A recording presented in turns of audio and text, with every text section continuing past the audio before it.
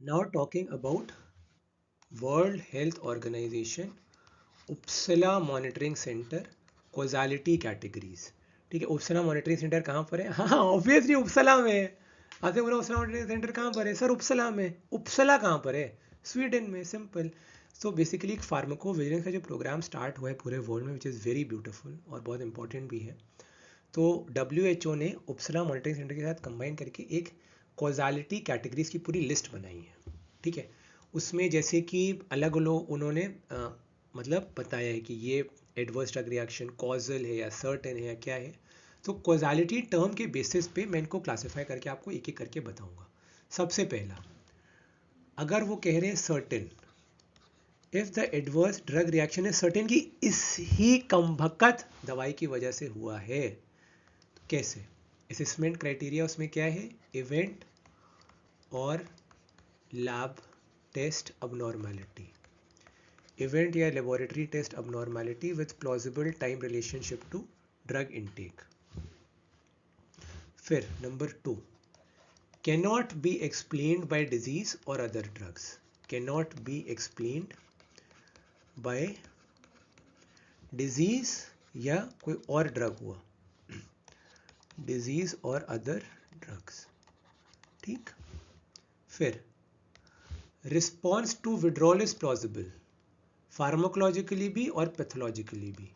Response to withdrawal मतलब जब दवाई खाना बंद किया तो जो रिस्पॉन्स हमने देखा, हमको पता है, you can correlate with the clinical science and symptoms कि हाँ ये है। फिर इवेंट इज डेफिनेटिव फार्माकोलॉजिकली और फिनोमिनोलॉजिकली। फिनोमिनोलॉजिकली का मतलब objective and specified medical disorder और a recognised pharmacological phenomenon. So this event is definitive. बड़े बड़े शहरों में छोटी छोटी बातें होती रहती हैं सनोरीटा, जैसे छोटी छोटी गलती मेरे से भी हो गई लिखने में। किस पिक्चर का डायलॉग है? कोई बात नहीं, बड़े बड़े देशों में ऐसी छोटी छोटी बातें होती रहती हैं senorita. One of my favourite film. YouTube comment section में बताओ मुझे टाइप करके कौन सी पिक्चर का डायलॉग है ये। डेफिनेटिव फार्माकोलॉजिकली, स्पेलिंग सही लिखी है हाँ, और फिनोमिनोलॉजिकली।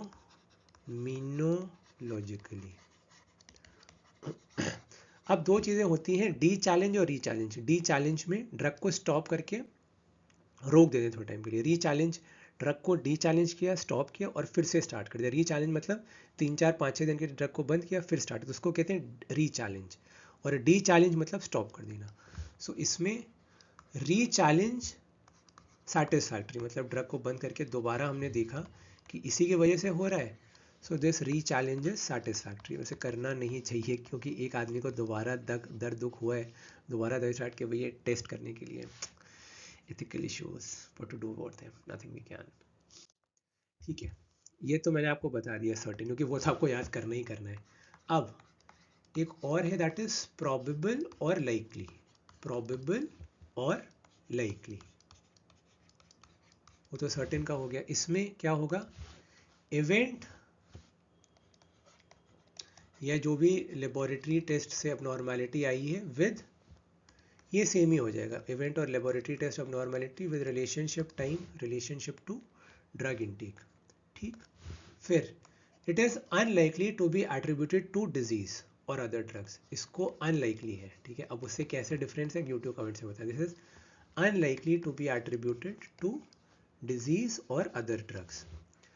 फिर इसमें भी हाँ, रिस्पॉन्स टू विड्रॉल, जैसे कि दवाई बंद करी थी उसमें भी हमने विड्रॉल करके देखा था, तो इसमें भी response to withdrawal is clinically reasonable. ठीक है, response to withdrawal is clinically reasonable. और इसमें भैया री चैलेंज नहीं, प्लीज़ नहीं भैया मत करो, क्योंकि हम नहीं चाह रहे हो। री चैलेंज इज नॉट रिक्वायर्ड, ये इंपॉर्टेंट पॉइंट है। उसमें री चैलेंज कर सकते हैं, इसमें नॉट रिक्वायर्ड। ठीक है। फिर पॉसिबल, पॉसिबल कब होगा? जब इवेंट और laboratory test abnormality with reasonable relationship to drug intake. वही पहला पॉइंट हो ही चुका है। दूसरा, could also be explained by disease or other drugs, could also be explained by disease or other drugs। तीसरा point, last but not the least, information on drug withdrawal में be lacking और unclear. ठीक है, अब यहाँ पर हमको drug withdrawal पे जो इन्फॉर्मेशन है हमारे पास लैक कर रही है, कम इन्फॉर्मेशन है, लैकिंग या अनक्लियर, लैकिंग या unclear, clinic all clear, dandruff का सफाया। ठीक है, लैकिंग या अनक्लियर। फिर अनलाइकली, अनलाइकली हम कब बोलेंगे, व्हेन इवेंट और laboratory test abnormality with the time to drug intake that makes a relationship improbable, it makes a relationship improbable but not impossible, it makes the relationship, फिर से गंदा मत सोचने लगना, ठीक है, improbable but not impossible।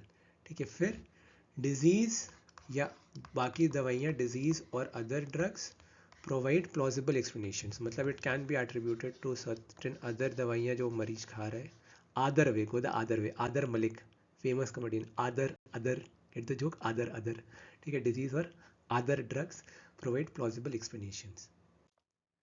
फिर अब बस कम ही बच गए, एक है कंडीशनल,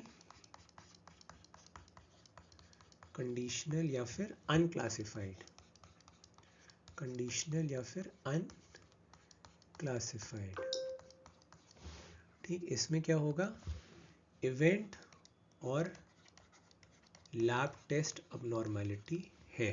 ठीक है, इवेंट और लैब टेस्ट अबनॉर्मैलिटी, पहला पॉइंट। दूसरा point, more data is required for proper assessment, we need more data, हम इतने डेटा में काम नहीं कर पाएंगे।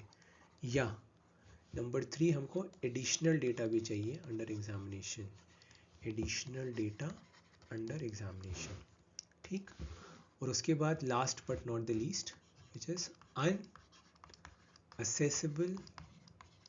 इसको याद रखिएगा, उपसला मॉनिटरिंग पे शॉर्ट नोट आ जाएगा आपका एडीआर पे, क्लासिफिकेशन कॉजालिटी का 5 नंबर का 10 नंबर का यूनिवर्सिटी प्रोफेशनल्स में मस्ट क्वेश्चन है ये भी आजकल। This is the hottest topic in pharma, बहुत गर्मी, हाय गर्मी हाय गर्मी, ठीक, this is the hottest topic right now in pharmacology, adverse drug reactions. ठीक है, अनअसेसेबल या अनक्लासिफाइबल,